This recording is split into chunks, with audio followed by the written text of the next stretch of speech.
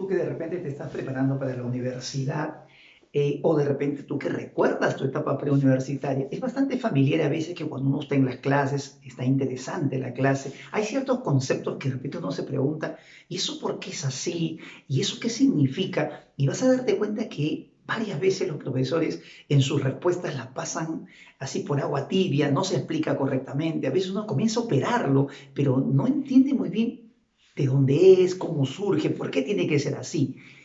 Mi nombre es Aníbal Malger y hoy día voy a comentarte 5 conceptos que definitivamente no se explican correctamente a nivel preuniversitario e incluso en la universidad. Voy a empezar rápidamente con el primero.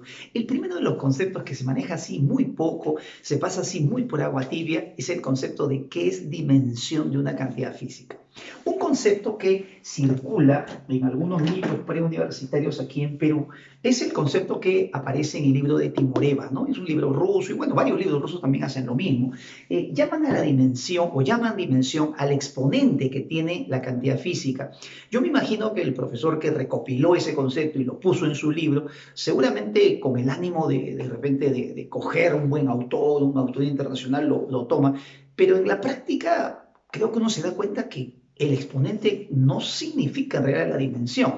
Si nosotros revisamos libros como Yancoli, por ejemplo, o de repente acá también tengo el libro de Resny, que también habla de la dimensión, la dimensión lo hablan más como una relación. Algunos libros hablan de la cantidad física y otros en realidad lo explican en términos de las unidades. Pero cualquiera sea de las dos formas como lo quiere el libro explicar, hay algo que siempre en conjunto nosotros debemos saber, qué papel cumple esa dimensión. Y eso es un concepto que normalmente no se explica muy bien. Y hoy día quiero que escuches la forma como te voy a explicar qué es la dimensión, para que veas que eso es más sencillo de entender, que eso permite estar acorde con lo que realmente vemos en la solución y en las operaciones que hacemos. Y eso entonces me da como una tranquilidad de saber, sí, efectivamente, esto significa. Mira, si me preguntaran qué es la dimensión de una cantidad física, yo voy a partir, mira, de esta manera primero. Te voy a hacer recordar una dimensión. Por ejemplo, todos deben recordar que la dimensión de velocidad es LT a la menos 1. Si me preguntan qué es la dimensión, a ver, pensemos un poquito. Para empezar, la dimensión es una expresión llena de letras. Aquí no hay seno de teta o no hay de repente números. Es una expresión literal. O sea, si me lo preguntan, podría decir, es una expresión literal. ¿Y qué hace la dimensión? Está relacionando, mira, siempre cantidades físicas, cualquier cantidad física, pero siempre lo relaciona con las fundamentales. Eso es algo muy importante que debes saber. Acá no puede estar la densidad, la presión, sino tiene que estar las que han sido elegidas como fundamentales. Longitud, masa, tiempo, intensidad de corriente. No tienen que estar todas, pero cualquiera de las fundamentales puede estar. Entonces, si un alumno me pregunta, profesor, ¿qué es la dimensión? Le podemos explicar así, mira, la dimensión es una expresión literal que relaciona una cantidad física cualquiera siempre con las fundamentales, siempre, solo con las fundamentales. De repente todavía esos términos que suenan bonito y que se pueden escribir en el cuaderno necesitan todavía un empujoncito más. Y ¿cómo funciona? A ver, algo análogo para entender el papel de la dimensión. Entonces te voy a hacer una analogía. La dimensión de una cantidad física es como la receta para preparar un plato de comida. Quiero cocinar ahora que estoy en cuarentena y entonces para cocinar necesito una receta que me dice qué ingredientes utilizo y que me dice cómo los preparo. La receta es semejante a la dimensión. La dimensión también me dice qué ingredientes, entre comillas, necesito para preparar la cantidad física y cómo lo tengo que preparar, o sea, cómo los tengo que combinar. Entonces, la dimensión me informa de qué cantidades fundamentales necesito para formar una cantidad física y cómo están combinadas en su proceso de formación. ¿Te das cuenta la diferencia? Eso es entendible, eso coincide con lo que veo. Entonces, cuando yo voy reemplazando, por ejemplo, pongo el área L cuadrado, quiere decir que necesito dos longitudes y que las tengo que multiplicar. Cuando veo de repente M, LT a la menos 2, tengo que usar la masa, la longitud y lo tengo que combinar de esa manera. Recuerda entonces esa forma bastante sencilla. Si tú quieres enseñar, si estás empezando a enseñar, si tú ya enseñas y de repente no sabes cómo explicarle, hazlo así. Yo no soy egoísta, decir, oye, esto yo lo dije, no lo puedes piratear, al contrario, vamos a compartirlo. La dimensión es una expresión literal que expresa la relación que hay entre las cantidades fundamentales respecto a una cantidad física cualquiera. La relación de una cantidad física, recuerda, siempre con las fundamentales. Funciona como una receta para saber qué cantidades fundamentales necesito y cómo se tienen que combinar. Eso está acorde con todo lo que digan en los libros hoy en día. Algunos lo hablan en términos de cantidades fundamentales, de la naturaleza, que obviamente es longitud, masa, o de sus unidades, porque si esta es la combinación de las cantidades fundamentales, la combinación de sus unidades tiene que ser la misma. Otro concepto que también se pasa por agua tibia, incluso hasta en la universidad, es qué es el vector unitario y por qué se define de esa manera. Varios alumnos en clase a veces me preguntaban alguna vez, profesor, pero ¿por qué la definición de vector unitario es así? Vector entre módulo, ¿por qué tiene que ser así? Y entonces hay que partir un poco de qué es un vector unitario. Un vector unitario es cierto, es un vector de módulo 1, pero también hay que saber ¿y por qué es 1? Bueno, es 1 que no tiene unidades, es un 1 sin unidades, un 1 adimensional porque no se relaciona con la masa, no se relaciona con la longitud, no se relaciona con ninguna cantidad fundamental y se define de esta manera. ¿Pero por qué se define de esa manera? Hoy día te voy a explicar, mira, la razón por la que se define de esta manera. Observa, mira. La razón por la que se define de esta manera, podemos decir que es la siguiente. Todo vector tiene 3 elementos. Nosotros en la UNI, en otras universidades utilizan 2, pero en otro vídeo explicaré por qué 2 o a qué se refieren esos 2, pero en la UNI se trabaja con módulo, dirección y sentido. El vector es un elemento matemático, es un concepto matemático que logra reunir justamente la idea de módulo, dirección y sentido. Todo vector tiene módulo, dirección y sentido. Si yo lo divido entre el módulo, es como si tuviera en álgebra x, y, z, 3 variables y lo divido entre x. Entonces, ¿qué pasa con estas dos? Se cancela. La pregunta es, ¿qué cosa me queda?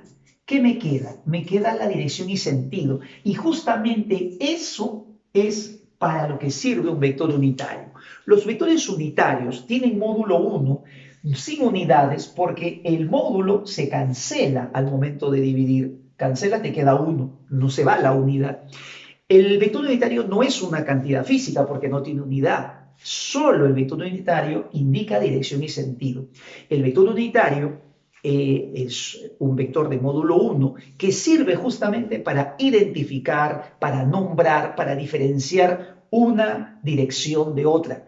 Cada dirección y sentido tú la puedes señalar, la puedes indicar, la puedes definir como un vector unitario. Una analogía para entender es como si en una familia nace un primer hermano y le pongo un nombre, le pongo Luis. Nace otro hermano, no le voy a poner el mismo nombre porque es otra persona, de repente le llamamos Jean-Pierre. Entonces, así como cuando un hermano va naciendo en la familia, y pueden nacer muchos hermanos, tienen nombres diferentes, también cada dirección tiene que tener como un nombre, entre comillas, diferente, algo que lo diferencie. Y ese nombre, entre comillas, es su vector unitario. Entonces, los vectores unitarios son vectores de módulo 1 que sirven para definir una dirección y sentido. Y se calcula así el vector unitario, vector entre módulo, porque al dividirlo entre el módulo haces que el módulo se vaya y solo te quede la dirección y sentido, que es para lo que sirve y es para lo que se ha creado el vector unitario. ¿Qué te parece esa explicación? ¿Sencillo o no? Otro concepto que muchas veces cuando a uno le preguntan, y los profesores normalmente contestan así, es en términos de la fórmula. Por ejemplo, este es un concepto, ¿qué es el impulso? Te preguntan. Yo he escuchado a varios profesores, incluso en algunos vídeos, ¿qué es el impulso? Ah, pues la fuerza por el tiempo. Pero ese es el impulso. No, pero ¿qué es el impulso? ¿El impulso es lo mismo que fuerza? Hay un concepto, estos conceptos que están acá son contribuciones mías, producto de la lectura, no es que me haya copiado, me va a poner ven en los comentarios, profesor, ¿qué bibliografía utilizó? No, no es resultado de la lectura de muchos libros, sin entrar en contradicción con todos y tratando de interpretar lo que esos libros dicen. Bueno, es mi contribución, la forma de decirlo, y es una forma bastante sencilla que permite que uno entienda y pueda obviamente tener las herramientas para poder seguir avanzando. El concepto de impulso, en cambio, este concepto lo vi en CEPREUNI y hay que reconocer que es, digamos, lo he escuchado yo por primera vez en CEPREUNI y es ¿Qué es el impulso? Pero en palabras. Mira cómo lo dicen el impulso en palabras. El impulso, mira, dicen, es el efecto de una fuerza, es el efecto de una fuerza acumulado en el tiempo. Mira esa forma de decirlo. Yo no he visto ningún libro, por lo menos honestamente de los quizás pocos que he leído, porque el libro debe de un montón, que lo diga en palabras. Siempre el impulso se define, fuerza por tiempo, fuerza por tiempo. Creo que todos deben recordar esto, ¿no? Que el impulso es la fuerza por el intervalo de tiempo. Pero cuando uno quiere decir las cosas en palabras, ¿qué cosa es? Lo puedo decir así, mira. La fuerza, también eso se deduce o eso se define a partir de la primera ley de Newton. La fuerza es una cantidad física que altera la cantidad el estado de movimiento de un cuerpo. Lee todos los libros y todos coinciden en eso. La fuerza es la cantidad física, el agente externo, el agente, la acción que modifica el estado natural de un cuerpo. Un cuerpo sale del reposo, deja de tener velocidad constante por acción de una fuerza. Pero tú debes notar que cuando una fuerza actúa en un cuerpo, si actúa más tiempo, ese papel, esa función que tiene la fuerza de alterar el estado de movimiento, obviamente es mayor. Se afecta más el movimiento, ese efecto es como más grande. Entonces, cuando una fuerza actúa más tiempo en un cuerpo, le produce mayores cambios en su estado de movimiento. Es correcto entonces decir en palabras que el impulso es el efecto de una fuerza. ¿El efecto de una fuerza a qué se refiere? A cambiar el estado de movimiento del cuerpo, a sacarlo del reposo, a sacarlo de la velocidad constante. Y ese efecto se va acumulando en el tiempo. Es mayor si más tiempo actúa sobre el cuerpo. Entonces, es decirlo en palabras. Si quiero decirlo en palabras, es una muy buena forma de decir qué es el impulso. Es una cantidad física, vectorial, que me indica el efecto de una fuerza que se va acumulando en el tiempo. El efecto es el de cambiar el estado de movimiento, sacarlo del reposo, sacarlo de la velocidad constante, y ese efecto será mayor, se acumula más si es que actúa en un tiempo mayor. ¿Te das cuenta qué bonito? El impulso es el efecto acumulado de la fuerza, pero en el tiempo. A más tiempo, más efecto, más cambios de velocidad. Y entonces es una forma muy sencilla, muy física, muy real de entender qué es el impulso. El impulso no es un golpe. La mayoría asocia eso. Un impulso es un empujón. No, el impulso es ese efecto. Si la fuerza actúa en un tiempo grande o pequeño, la fuerza va a producir un cambio y ese cambio, esa alteración en el estado de movimiento que depende de cuánto tiempo actuó, eso se llama impulso. Otro concepto que es muy raro que se haya explicado y que creo que casi nadie se detiene en decir qué cosa es muy difícil que alguien te explique esto es tal cosa, es el concepto de permitividad eléctrica o permisividad eléctrica. A ver, si tú estás en la universidad, de repente tú eres un profesional, ¿alguno te ha explicado qué es la permitividad o permisividad? Tú la has visto, la has operado, sabes el valor 8,85, pero ¿qué cosa representa? Mira cómo se puede explicar. Varios alumnos me han preguntado esto cuando están en clase, ¿qué es la permitividad? Y eso uno lo obliga un poco a pensar, pero ¿qué será la permitividad? Debe significar algo. Mira, la permitividad se encuentra en esta expresión. Cuando uno habla de la fuerza electrostática entre dos cargas, uno siempre escribe así, pues, ¿no? El valor de la fuerza es el valor de las cargas entre la distancia que lo separa del cuadrado multiplicado por una constante. Eso se llama la constante de Coulomb también, ¿no? Y esta constante justamente, vamos a ponerlo aquí, se puede expresar así, ¿no? Como 1, 4pi por la permitividad o permisividad del medio del dieléctrico en el cual se encuentran las cargas.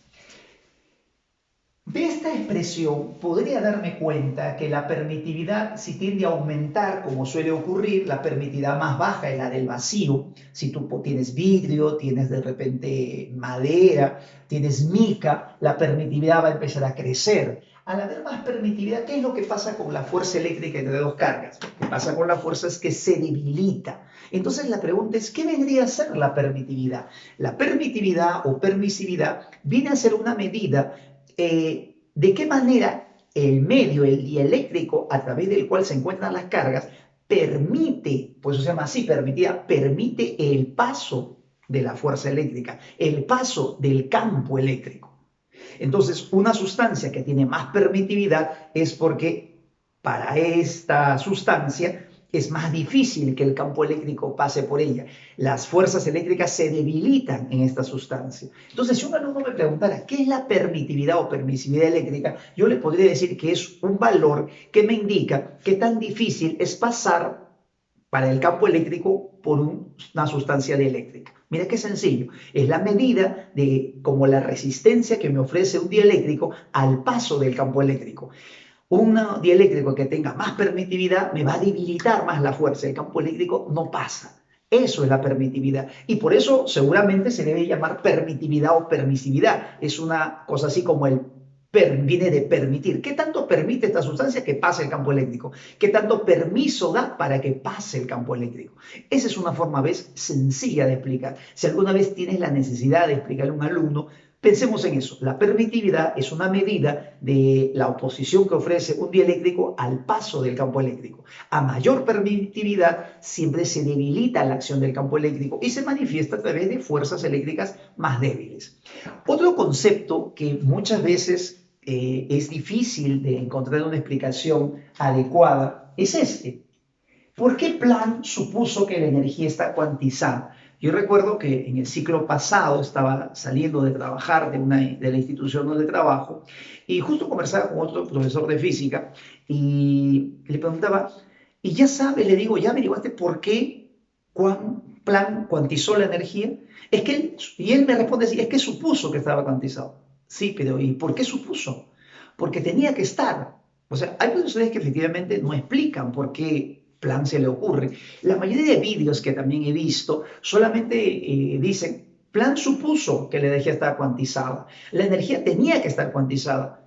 Pero seguro tu alumno, tú que de repente incluso estás en la universidad, tú que de repente ya eres profesional, te ha quedado esa espinita. ¿Por qué la energía tendría que estar cuantizada? El problema a veces de muchos profesores es que no dictan todo el curso. A veces solamente dan como vueltas en los primeros capítulos y entonces a veces no logran conocer todo el curso. Y al no dictar todo el curso, no se dan cuenta que hay conceptos que están obviamente relacionados con todo. Conceptos desde la primera parte que intervienen en la segunda. Y entonces, cuando a veces uno tiene la suerte, la oportunidad de dictar todo el curso, de estar con alumnos que también tienen la creatividad, la curiosidad de decir por qué, porque surgen a veces estas interrogantes y entonces uno se pregunta, tiene razón, ¿y eso por qué ocurre? A lo largo del tiempo, yo creo, y esto es fundamental para mí, no se trata de saber un tema, sino se trata de saberlo explicar.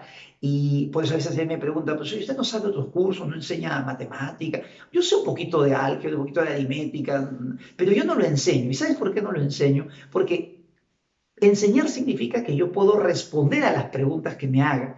Y eso te lo da la experiencia. Cuando uno enseña un curso mucho tiempo y uno empieza a recibir muchas preguntas, entonces uno se queda con esa duda. ¿Y eso por qué? Hay respuestas que uno sabe, hay respuestas que uno descubre, hay respuestas que uno va creando, pero de hecho todo debe tener una explicación y todo debe estar sistematizado, no debe haber contradicción entre una parte del curso con otra. Por eso es que es importante también dictarlo en su totalidad. Honestamente, algunos que a veces me escriben algunos comentarios, dicen que soy soberbio porque digo que las cosas están mal. Es cierto, ¿no? Yo creo que hay que ser honestos. Libro que está mal, no hay que comprarlo. Hay libro que está mal, pues hay que corregir, hay que cambiar la versión. Si saco una nueva edición, no solamente le cambio la tapa, cambio el contenido. Yo me puedo equivocar. Todos los vídeos que yo hago, los escucho de nuevo y cuando me equivoco, yo hago mi fe de rata. Y si alguna vez mi vídeo se equivoca, yo sería el mismo en comentar, me confundí, me equivoqué, no sabía ese concepto. Por eso para grabar un vídeo hay que obviamente leer, hay que estar seguro. Y yo quiero compartir esto porque yo no sé si sobreviva la pandemia, yo no sé quiénes van a salir vivos o no, pero creo que las cosas que uno va aprendiendo no se las puede guardar para uno, hay que compartirlas.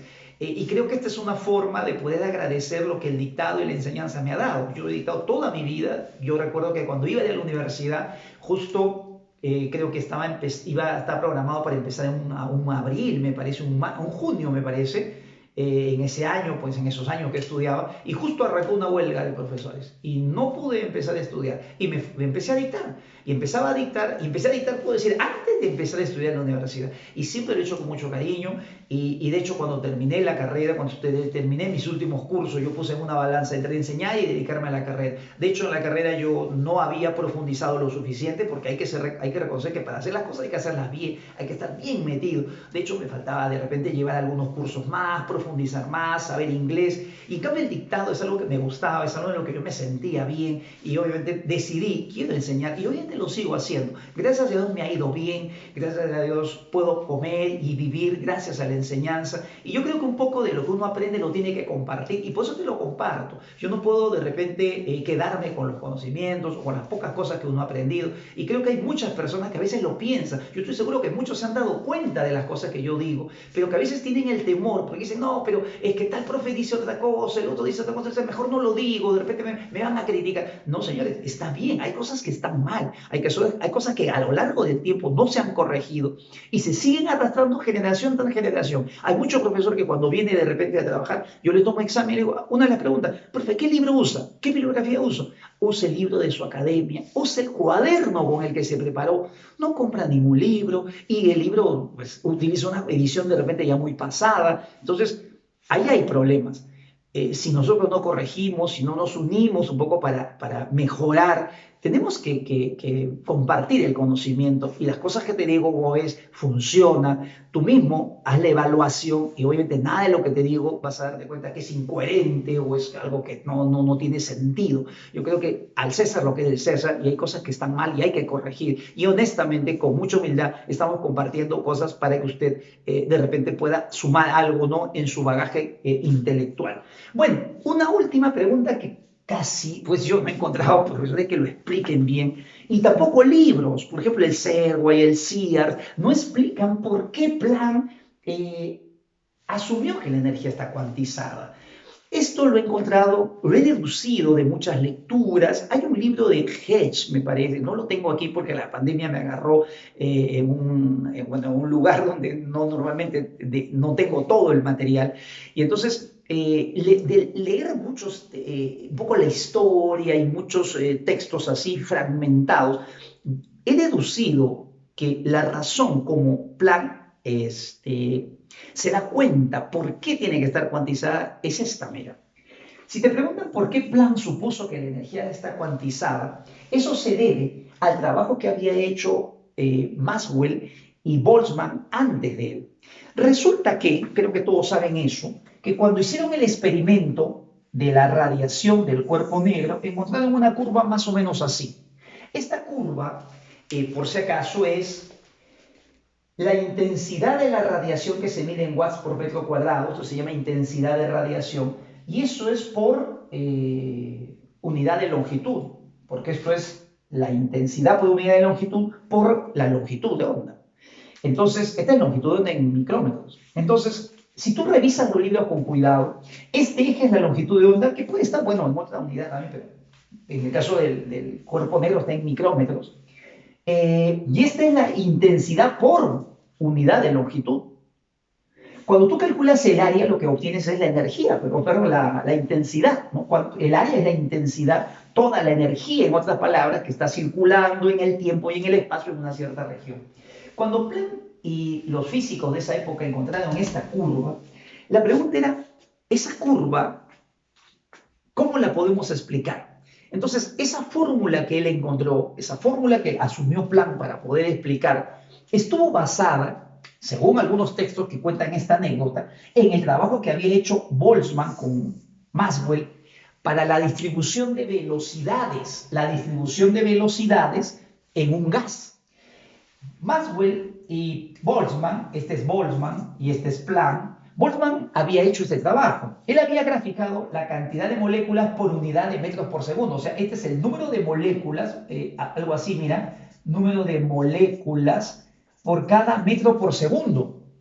Y en este eje había puesto las velocidades en metros por segundo. Cuando calculas el área, o sea, haces la integral, pues no, el área, la base por la altura, metros por segundo, al multiplicar por número de moléculas por metros por segundo, se cancela la unidad y te queda el área acá, es el número de moléculas que están en el gas. Entonces, cuando él hizo el experimento, por ejemplo, de 1000 moléculas, él veía que estaban distribuidas de esta manera. No todas las moléculas tenían la misma velocidad. Habían algunas, por ejemplo, que tenían 400, unas 200, unas 600.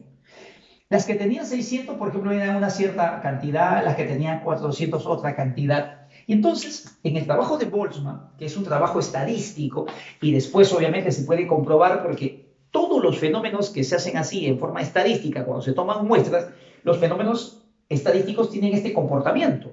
Por ejemplo, en un examen de admisión, si nosotros ponemos número de alumnos y cantidad de tiempo preparándose, incluso eso está en los prospectos al final, bueno, en algunos, creo que en los últimos ya no sale. Por ejemplo, la mayor cantidad de alumnos está a partir del año, ¿no? Un año, 2 años es la mayor cantidad de alumnos. Menos de un año, más de 2 años, 3 años también son poquitos. Todos los fenómenos, cuando medimos de ciertos elementos una característica, van a tener esta forma. Lo que hizo Planck es comparar si esta curva tiene la misma forma, acá también debe haber un evento así, estadístico. También debería haber como paquetes de energía. Por ejemplo, para que haya cierta cantidad de energía en la longitud de onda de 4, a la altura de 4, debe haber acá una cierta cantidad.